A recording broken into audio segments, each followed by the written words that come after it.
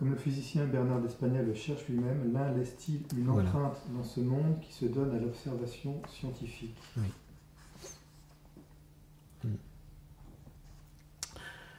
Alors, Bernard d'Espagna, comme beaucoup de chercheurs en philosophie aussi, a conscience de rechercher l'unité, celui qui fait cette unité, cette source finalement unificatrice de tout. Dans la tradition chrétienne aussi, on cherche l'un et on découvre l'un trine, c'est la Trinité. La véritable unité, selon la tradition chrétienne, ce n'est pas une unité d'isolement, de solitude, c'est une unité de relation. Et le Trois, la Trinité, le Père et le Fils et l'Esprit, dans leur relation d'amour, dans la dynamique de leur relation d'amour, sont vraiment un. Et c'est là la source de toute forme d'unité qui ne soit pas un isolement dans la tradition chrétienne.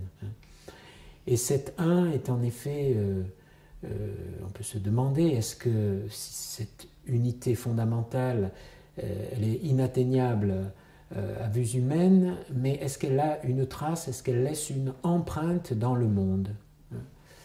Alors personnellement, c'est une grosse question qui vient de très loin, il y a beaucoup de positions différentes. Moi, je rejoins assez fortement Teilhard de Chardin sur ce point, qui a toujours mis en évidence dans l'évolution, dans la montée de la complexité, un principe d'union qu'il appelle l'union créatrice, l'union des atomes, l'union des molécules, l'union des systèmes. En effet, il y a un principe d'union qui préside à la montée de la complexité jusqu'à l'homme.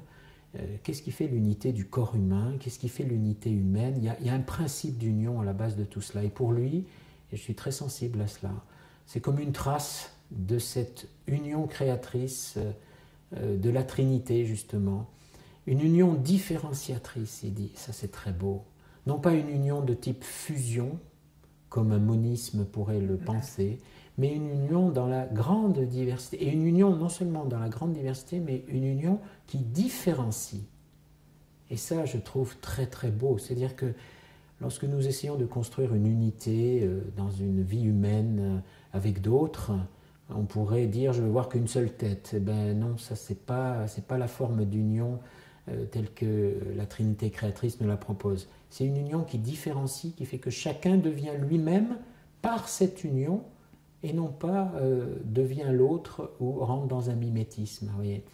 Et de fait, quand on regarde la diversité de la nature, dans la nature, on combine l'un et le multiple. C'est assez formidable. On combine l'un et le multiple. Pas de multiplicité s'il n'y a pas l'unité, et pas de création s'il n'y a qu'une unité qui serait une fusion et qui ne respecterait pas la multiplicité.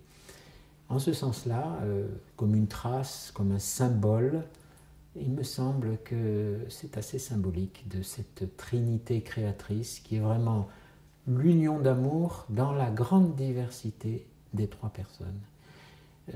Il y a là, me semble-t-il, une trace. Alors une trace, il faut bien comprendre, ce n'est pas une preuve, c'est plus un symbole, c'est-à-dire un élément que l'on peut voir dans la nature et qui peut nous faire penser à cette unité fondamentale, source de toute vie, qui est une unité qui inclut la diversité. C'est en tout cas ce que la Trinité chrétienne nous montre.